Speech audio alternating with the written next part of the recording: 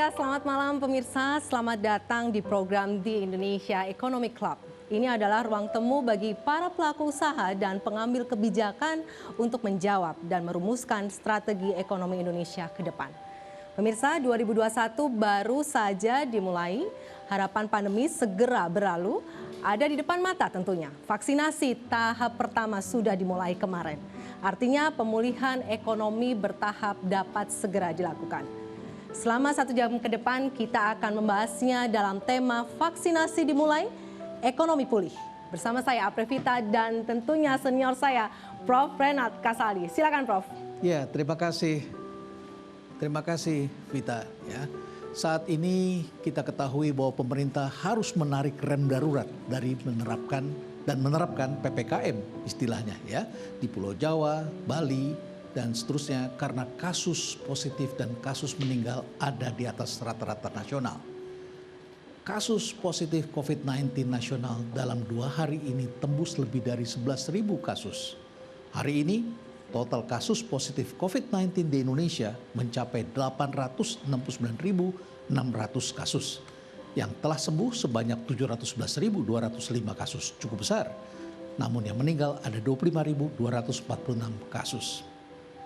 Dan kemarin Presiden Joko Widodo telah menjadi orang pertama Indonesia yang disuntikan vaksin COVID-19 di Indonesia. Diikuti oleh jajaran menteri dan tokoh-tokoh publik.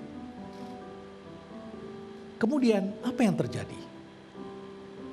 Kita lihat bahwa terdapat sentimen positif karena Presiden telah memberikan contoh. Dan kita saksikan bahwa IHSG menghijau. Kemudian angkanya 0,62% di angka 6.435,21. Artinya pasar kembali optimis dan bergairah dengan divaksinasinya Presiden Joko Widodo. Pemerintah telah memproyeksikan bahwa anggaran vaksin COVID-19 mencapai 74 triliun rupiah di tahun 2021 ini. Untuk memenuhi pengadaan vaksin hingga vaksinasi, pemerintah menganggarkan 18 triliun dari APBN 2021. Dan 36,4 triliun dari sisa dana penanganan kesehatan dalam program pemulihan ekonomi nasional 2020. Vaksin COVID-19 telah didistribusikan ke 34 provinsi di seluruh Indonesia. Jawa Tengah, Jawa Barat, Jawa Timur, dan DKI Jakarta menjadi wilayah dengan jumlah tenaga kesehatan terbesar yang akan divaksinasi sebagai prioritas. Lalu pada tahun 2020, menjadi waktu dengan guncangan terbesar bagi kita semua sepanjang sejarah. Juga tentu saja dunia dan kita tidak sendirian. Kesehatan dan ekonomi tentu menjadi pertaruhan. Jika kita lihat bahwa perekonomian di Asia hanya Cina dan Vietnam yang laju ekonominya tidak jatuh hingga minus. Kedua negara itu, ya khususnya ekonomi Cina, hanya turun hingga 1,9%. Sedangkan Vietnam 1,6%. Sedangkan negara-negara lain tentu saja negatif. Indonesia sendiri pada kuartal pertama ekonomi kita tumbuh 2,97%, masih positif. Namun ketika pandemi melanda di Q2, ekonomi Indonesia terkontraksi dengan tajam hingga minus 5,32%. Di Q ketiga kembali merosot hingga 3,49%, hingga akhirnya Indonesia resmi masuk dalam jurang resesi.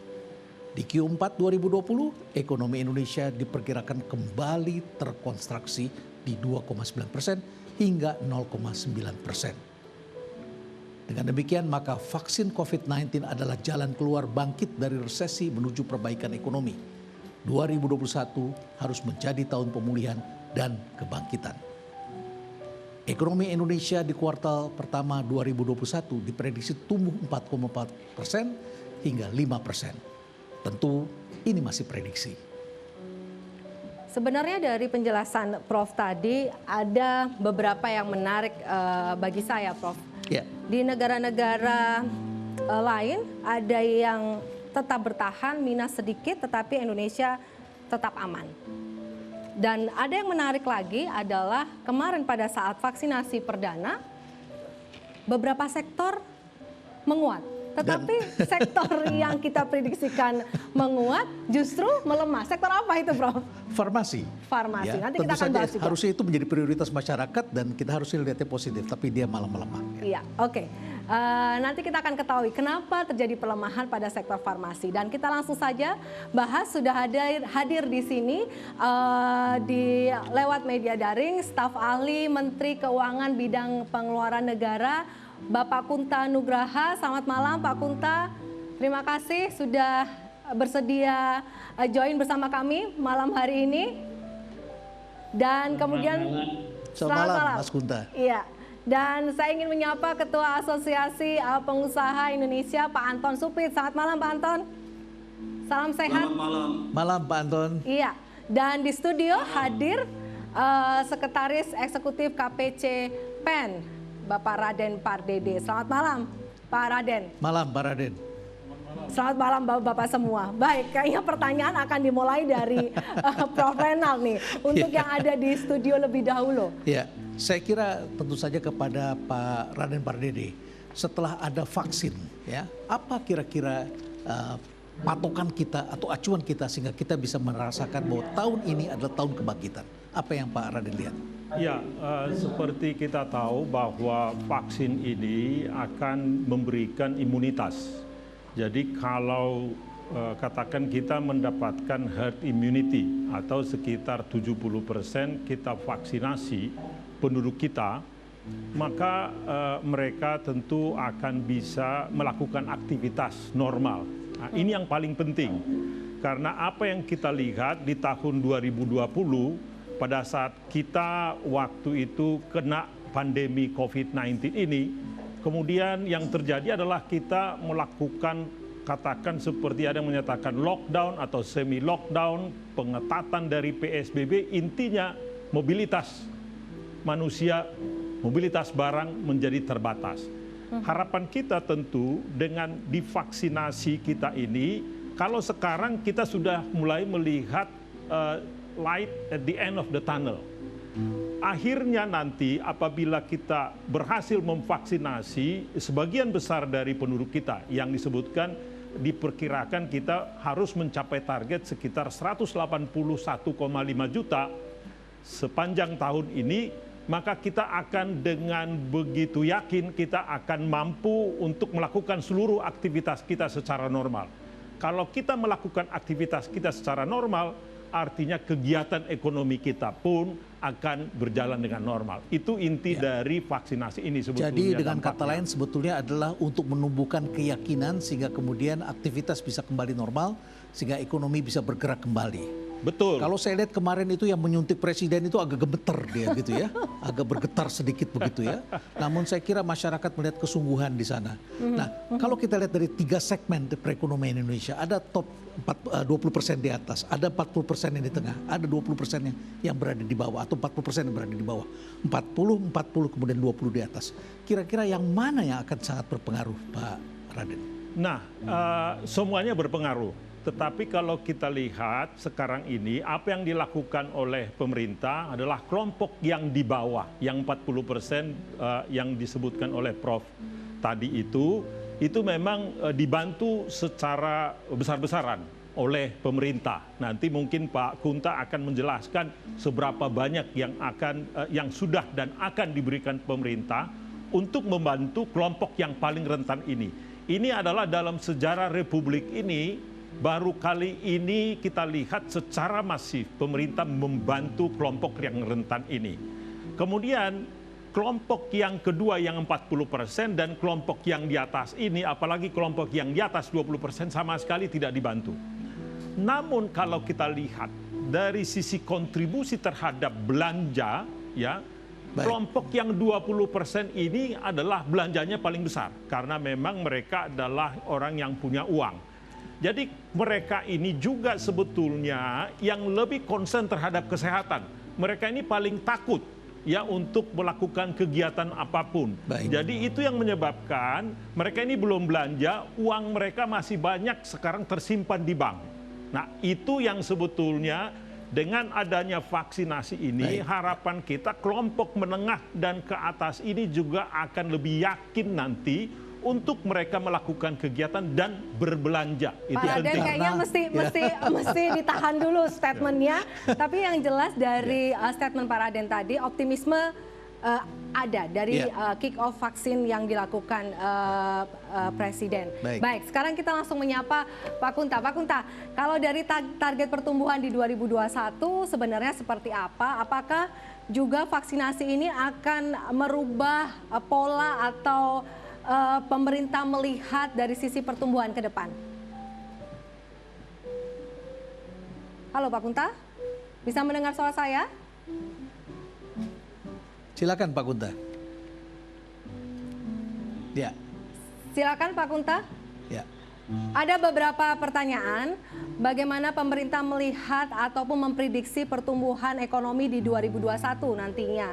Dan apakah akan ada perubahan pemerintah melihat gitu ya, ekonomi ke depan setelah vaksinasi? Iya, makasih. Tadi saya agak putus. Intinya, terima kasih ya tadi Pak Raden sudah menyampaikan bahwa vaksinasi ini semacam kayak game changer bagi kita gitu ya, bahwa ada semacam confidence dari masyarakat supaya bisa bergerak atau bisa melakukan pemulihan ekonomi atau dia bisa beraktivitas kembali.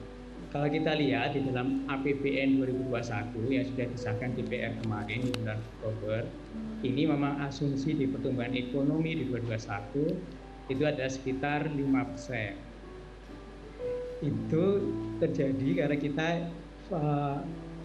kita inginkan bahwa 2021 itu adalah kondisi di mana kita sudah melakukan recovery atau pemulihan ekonomi dan juga reformasi. Dua hal ini yang penting yang akan dilakukan di 2021. Tapi kita tetap fokus pada 3 hal. Yang pertama di sisi kesehatan, karena ini masih menjadi ketidakpastian kita dari sini ya, makanya kesehatan ini sangat penting. Kemudian juga kesehatan ini termasuk program vaksinasi. Kemudian perlindungan sosial, itu mempertahankan daya beli masyarakat, terutama yang tadi. Yang di segmen yang bawah tadi perlindungan sosial. Dan pada dukungan pada dunia usaha. Ya. Ini saatnya kita melakukan recovery. Itu yang jadi basis kita. Baik. Kemudian bagaimana ke depan? Ya tetap kita, meskipun kita tahu 5%, kita tetap waspada ya. Karena kita masih awal Januari ini dan kita ingin melihat apakah vaksinasi ini juga membuat berhasil atau dalam arti kelancarannya dan efektivitasnya. Ini yang kita monitor dan kita jaga betul sampai. Pak Kunta, saya potong sedikit Pak Kunta. Kalau tadi disebutnya recovery ya, kalau kita lihat ini kan sekarang para ahli ekonomi mengatakan kurvanya berbentuk seperti V begitu ya. Walaupun yang lain mengatakan ini V-nya akan panjang begitu ya. Tetapi ada yang mengatakan seperti bahwa kita tahun depan ini akan langsung melejit naik ke atas. Apa pertimbangannya sehingga kemudian angkanya bisa tumbuh begitu signifikan ke atas?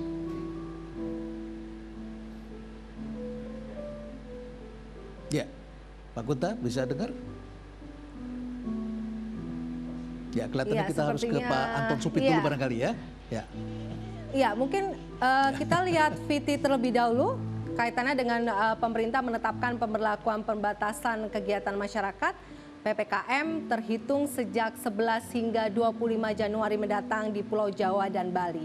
Mengapa rem darurat hanya dipusatkan di Pulau Jawa dan Bali? Apakah PPKM akan berpengaruh terhadap Q1 ekonomi Indonesia? Sebelum dijawab, kita lihat dulu tayangan berikut ini. Pembatasan kegiatan masyarakat antara tanggal 11 sampai 25 Januari. Pemerintah telah menetapkan pemberlakuan pembatasan kegiatan masyarakat atau PPKM di Pulau Jawa dan Bali terhitung sejak 11 hingga 25 Januari 2021. Diberlakukannya PPKM di Pulau Jawa dan Bali adalah upaya pencegahan persebaran COVID-19. Saat ini kasus COVID-19 nasional berada di atas rata-rata nasional. Penerapan PPKM disinyalir memberikan dampak pada perekonomian nasional di kuartal pertama 2021. Badan Pusat Statistik mencatat 59% perekonomian Indonesia masih terpusat di Pulau Jawa. Angka ini merupakan kontribusi pajak domestik bruto dari Pulau Jawa tahun 2019. Sedangkan Bali 54% produk domestik regional bruto atau PDRB disumbangkan dari sektor pariwisata. Baik, dari Viti tadi terlihat bahwa kita akan melihat bagaimana sebenarnya berpengaruh tidak ke para pengusaha atau pelaku bisnis ke depannya. Langsung saja saya sapa pengusaha yang sudah juga ada bersama kita, Bapak Anton Supit.